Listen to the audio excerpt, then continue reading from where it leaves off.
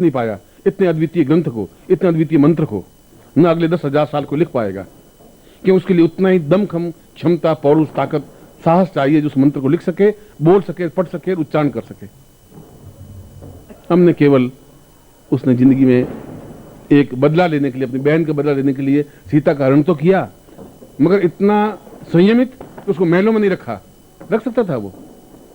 एक बार भी सीता के पास नहीं गया, एक बार भी सीता से आंख नहीं मिलाई, एक बार भी उससे कुछ बात नहीं कही। केवल बदला लेने के लिए उसको अपने अशोक वाटिका में जाकर रख दिया। इतना संयमित व्यक्ति केवल रावण हो सकता है और कोई नहीं हो सकता। बाकी ये तो राजा था, कुछ भी कर सकता था, सीता के साथ कैसा दुर्व्यवहार कर सकता था, उसने नहीं किया। गया ही नहीं। जब भी अशोक वाटिका में गया तो मंदोदरी को साथ लेके गया है, चाहे तुलसी का रामायण पढ़ ले, चाहे वाल्मीकि रामायण पढ़ ले। इतना संयमित जीवन व्यतीत करने वाला, इतना तेजस्वी और मेधावी व्यक्तित्व, ये तो एक विभीषण के उस कुचक्र से उस रावण की मृत्यु हो जाती है, समाप्त हो जाता है। मगर उसके बावजूद भी जब मृत्यु के बाद में जब विभीषण कहता है कि मैं दाह संस्कार रावण का नहीं करूंगा, क्योंकि दुष्ट था, राम ने कहा कि दुष्ट तो वह था ही नहीं, उसके जैसा विद्वान, उसके जैसा अद्वितीय व्यक्तित्व पैदा ही नहीं हुआ विभीषण। वह मुझसे भी ज्यादा श्रेष्ठ था, क्योंकि मुझे इतना ज्ञान नहीं था जितना रावण को ज्ञान था। यह तो एक समय है कि उसको परास्त होना पड़ा, मैं विजयी हुआ। बाकी उसको परास्त काल भी नहीं कर सकता था। उसको परास्त मैंने नहीं किया, तुम्हारे कुचक्र ने किया विभीषण। तुम इसके पाप के भागी हो, इसलिए उस पाप के भाग को दूर करने के लिए तुम उसका दाह संस्कार करो। राम जैसा व्यक्ति भी ऐसा कहना पड़ रहा है, उसको भी उसकी प्रशंसा करनी पड़ रही है, उसकी सराहना करनी पड़ रही है। खैर, ये एक विषय अलग है। मैं स्वर्णप्रिया साधना के बारे में आपको समझा रहा था। इसलिए आज की रात्रि को वही क्षण, स्वर्णप्रिया क्षण या सिंह लगन के क्षण 1:17 से लगा करके 3 बजे तक आएगा। अभी कितने बजे? 1 बज गया, 12:15। तो 1:17 से शुरू होगा क्षण और ठीक 3 बजे तक क्षण रहेगा। इसका मतलब है कि करीब 1 घंटा और कुछ मिनट, 1.5 घंटे के आसपास रहेगा। इस 1.5 घंटे में आपको वह साधना करनी है जो आपके जीवन की अद्वितीय साधना बन सके। यदि विश्वामित्र के कहने से लक्ष्मण बाण छोड़ने पर पेड़, हरा भरा पेड़ स्वर्ण का बन सकता है, यदि केवल इस मंत्र की साधना से मार्कंडेय ऋषि पैदा हो सकता है, यदि इस मंत्र की साधना से रावण पूर्ण सोने की लंका बना सकता है, और यदि इस मंत्र की साधना से राम विजयी हो सकते हैं। यदि आपने दक्षिण में गए हो तो दक्षिण में जितने भी मंत्र हैं उन सभी मंदिरों में इसका एक एक बीज अंकित है। पूरा मंत्र किसी को ज्ञात नहीं है। रामेश्वरम मंदिर के ऊपरी भाग में, जहां समुद्र के सामने, ये पूरा मंत्र अंकित है। सुनो, बाकी दक्षिण में कहीं नहीं अंकित है, केवल 2 जगह अंकित है। या तो रामेश्वरम मंदिर में अंकित है या तिरुपति के मंदिर में अंकित है। तो जरूर इस मंत्र की, इसका मूल्य, इसका महत्व, मगर किसी को मंत्र ज्ञात है तो समय का ज्ञान नहीं है, समय का ज्ञान है तो मंत्र का ज्ञान नहीं। रावण कह रहा कि केवल लक्ष्मण के बाण चढ़ाने से सोने का नहीं होगा ताड़ का पेड़। गुरुदेव, मुझे ऐसा लग रहा है कि इसने बाण चलाया, आपने मंत्र का उच्चारण किया, दोनों के भेद से यह मंत्र स्वर्ण बन सका। मैं ऐसा समझ रहा हूं। विश्वमन ने कहा, तुम पहली बार समझ पाए, जो मेरे रहस्य था उसको तुम समझ पाए। और आज भी उस समय को पकड़ना है तुम्हें, इस मंत्र की ध्वनि को पकड़ना है। दोनों को वापिस टकराट हो तो लक्ष्मी की उत्पत्ति तो होगी ही, प्रादुर्भाव तो होगा ही। ऐसा हो ही नहीं सकता। पूरे शास्त्र खंडित नहीं हो सकते, पूरे शास्त्र गलत नहीं हो सकते। न तुम लोगों ने कभी समझा, न तुम लोग मेरे पास कभी बैठे, न तुमने मेरा मूल्य महत्व समझा, न उस ज्ञान का चिंतन लिया। तुम 364 दिन तो घूमते रहे भिक्षा के लिए, नौकरी के लिए, पेट की कमाई के लिए, और 301 दिन मेरे पास आए। तुमने उसको ज्यादा महत्व दिया कि शायद उससे धन प्राप्ति हो पाएगी।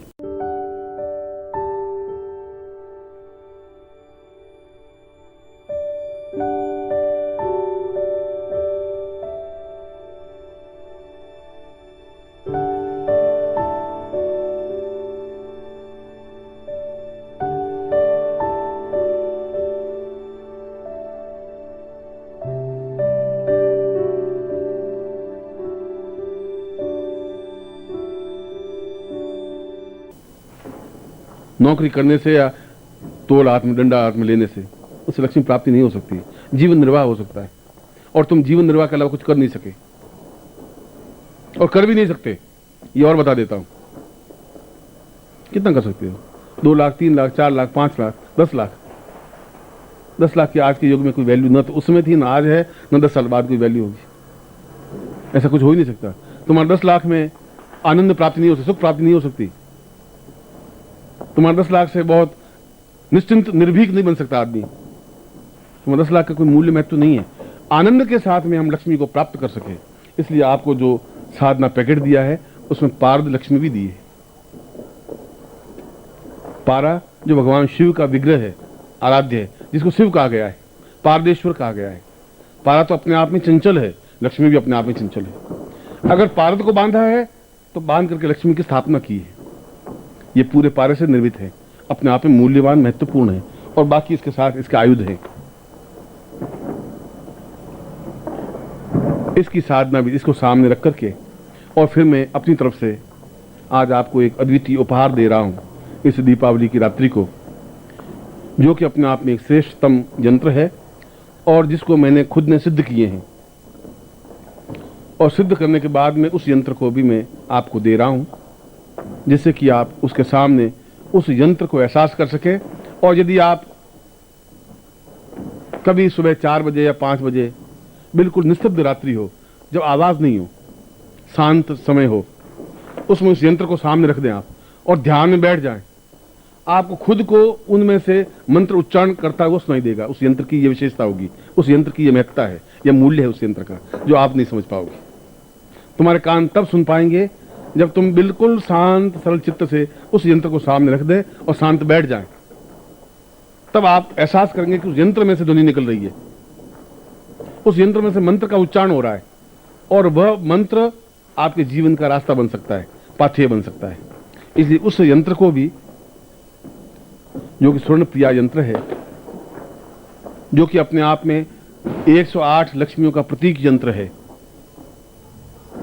उस यंत्र को भी मैं आज आपको उपहार रूप में मैं आपको दूंगा। और दूसरा उपहार आपका पारदेश्वर लक्ष्मी तो है ही, और फिर उसके आयुध हैं, और उसके साथ में उस गोपनीय मंत्र को भी स्पष्ट करूंगा, जो कि अपने आप में एक अद्वितीय मंत्र है, श्रेष्ठतम मंत्र है। उस मंत्र को उस समय विशेष में आप उच्चारण करें। आज 1:17 से 3 बजे तक है, अगली अमावस्या को कुछ और समय होगा, हमेशा 1:17 से 3 नहीं हो सकता, क्योंकि काल तो अपने आप में घूमता रहता है। उस लक्ष्मी प्रिया या स्वर्ण प्रिया समय वापस कब आता है, वह तो आप अपने गुरु से कभी संपर्क स्थापन करें तो आपको बताएंगे कि अगली अमावस्या को कब आएगा, उसकी अगली अमावस्या को कब आएगा, या कभी कब आएगा, या आप खुद उनके चरणों में बैठ कर सीख लें, या फिर आपके पास कोई ऐसी ज्ञान हो, चिंतन हो, या फिर उस यंत्र को सामने रख करके उस ध्वनि को सुन ले, तब भी आपको समय बता देगा वो कि इस समय विशेष में स्वर्ण प्रिया समय क्षण है। उस यंत्र की अपने आप में इतनी विशेषता है, जिन्होंने पूरे शिविर में भाग ले रहे हैं पूर्णता से, उनको यंत्र दे। वो मंत्र और प्रयोग विधि लिखवा देता हूं। सबसे पहले ये जो सामग्री है, ये अपने आप में मंत्र सिद्ध है। ये पारदेश्वर लक्ष्मी है, ये अपने आप में मंत्र सिद्ध है। वो यंत्र दे रहा हूं, अपने आप में अद्वितीय वस्तु, तुम्हारे आने वाली पीढ़ियों के लिए भी। सर तुम्हारे जीवन में तो सौभाग्य रहेगा ही, आने वाली पीढ़ियां भी एहसास कर सकेंगी कि आप आज रात को सुबह 3 बजे, 3:15 बजे सुन लें, उसमें ध्वनि निकलती हुई।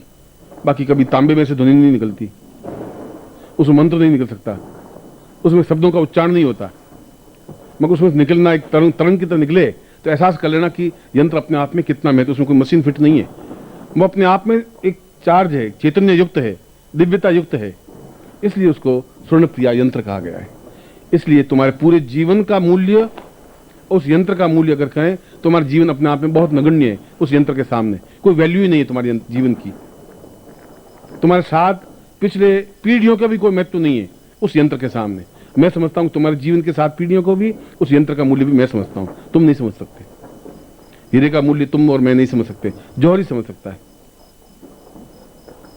इसलिए वह यंत्र, यह पारदेश्वर लक्ष्मी, यह इसके आयुध, इसको अपने सामने रखें, और उसके बाद में आप पूर्ण क्षमता के साथ 1:17 से जो भी मंत्र दूं इस मंत्र का उच्चारण करें, मंत्र जाप करें और 3 बजे तक जितना मंत्र जाप हो जाए उतना करें। माला की इसमें जरूरत नहीं, गणना की भी जरूरत नहीं कि 1 माला हो या 5 माला हो या 3 माला हो या 2 माला हो, पर जो भी करें शुद्धता के साथ करें।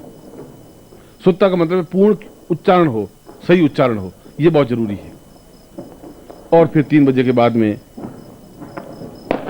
आरती करें, निर्मोही आरती करवाएगा आपको, लक्ष्मी की आरती। और उसके बाद अपने घर में जाकर के किसी एक पात्र में, पात्र तांबे का हो सकता है, स्टील का नहीं होना चाहिए, लोहे का नहीं होना चाहिए, स्टील भी लोहा है, इसलिए किसी विशेष चांदी के पात्र में या ताम्र पात्र में या कागज पर या पत्ते पर या स्वर्ण पात्र में इन आयुधों को, इस पारदेश्वरी लक्ष्मी को और उस यंत्र को सूर्योदय से पहले इस मंत्र की एक माला फेरें। सूर्योदय से पहले इसलिए कह रहा हूं कि उस समय वातावरण फिर भी शांत होता है, फिर बाद में गाड़ियों की चिल्लाहट, भौं भां, फिर आप उस मंत्र जाप को एकाग्रता के साथ नहीं कर पाएंगे। इसलिए उस निस्तब्ध रात्रि में नित्य इस मंत्र जाप को करें। ऐसा कुछ बंधन नहीं है, सूर्य के बाद में मंत्र जाप कर ही नहीं सकते, ऐसा बंधन नहीं है, मगर जहां एकांत हो, शांत हो, सरलता हो, वहां इस मंत्र जाप को करें। आपने लंका को कभी पढ़ा नहीं, जब राम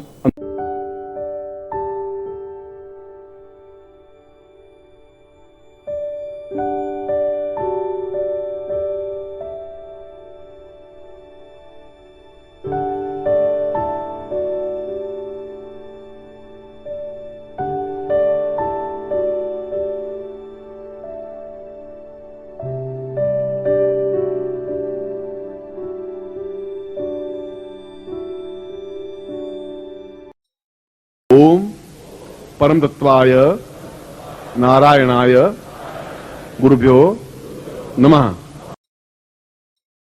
ओम ह्रीं मम प्राण देह रोम प्रतिरोम चैतन्य जाग्रय ह्रीं ओम नमः। ओम भूर्भुवः स्वः तत्सवितुर्वरेण्यं भर्गो देवस्य धीमहि धियो यो नः प्रचोदयात्।